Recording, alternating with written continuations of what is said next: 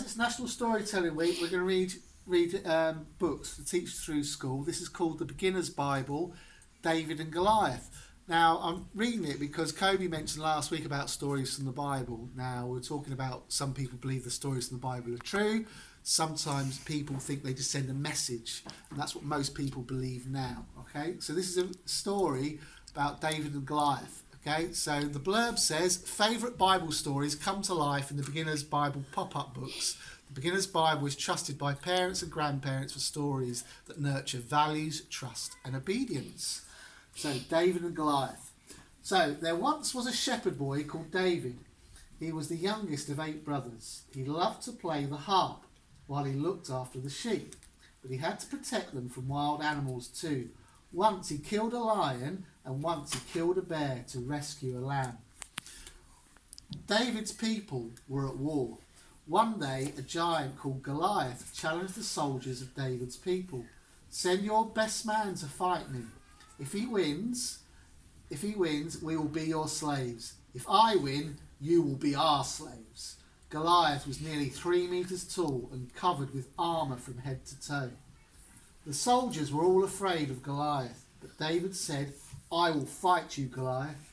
You don't frighten me. I have only a staff and a sling, but God is on my side. David ran to a nearby stream and found 5 smooth stones. Then he faced the giant. He placed one of the stones in his sling and swung it above his head, faster and faster. Goliath couldn't believe his eyes. How can you fight me, little boy? Do you think I am a dog and you can beat me with sticks and stones? I will feed you to the birds and wild animals. But David threw the stone with all his strength. The stone struck Goliath right between the eyes. Goliath stumbled and crashed to the ground.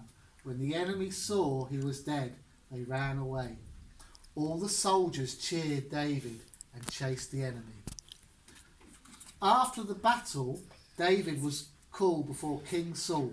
From now on, said the king, you will work for me.